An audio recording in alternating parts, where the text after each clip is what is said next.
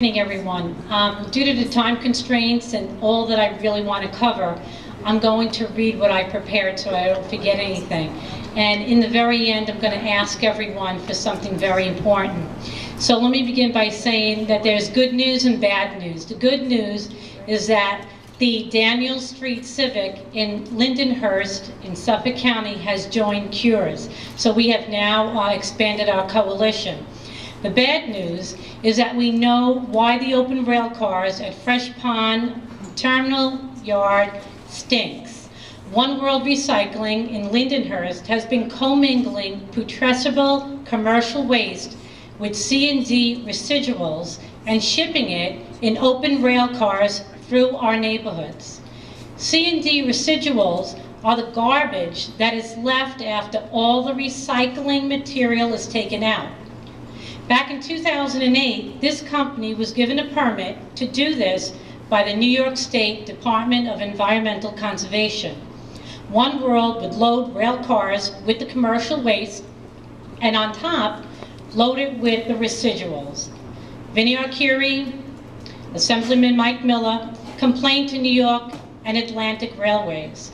Cures wrote to the DEC officials, putting them on notice of the foul odors, the vectors, and dust coming from One World's rail cars. DEC knew why the problem existed and never came clean. Our complaints were not answered. Now One World is in the process of asking the DEC for a permit renewal with an expansion from 370 tons to 1,100 tons per day. This facility sits on just 1.5 acres with trucks coming back and forth, creating noise, odor, dust, litter, attracting rats and flies. In other words, the same problems we have here also are affecting residents of Lindenhurst. Maybe the New York State Department of Environmental Conservation felt they needed to permit this 5 years ago because they wanted more use of rail and fewer trucks on the road. Now, this is big business. In 2012, the Association of American Railroads stated that the #1 export of New York State by rail is waste and scrap. So the state created this mess, and now they have to fix it.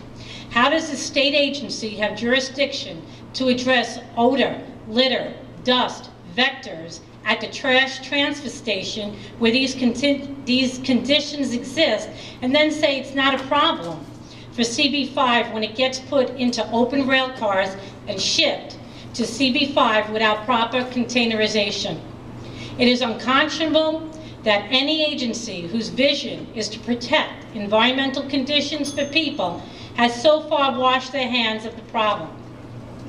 Okay, basically now what I'm going to ask is that the permit is going to be decided within this week. I'm going to ask everyone if we can just make a phone call to Joseph Martins, the DEC commissioner, and tell him why we do not want this permit renewed, because our neighborhoods are going to suffer. Thank you.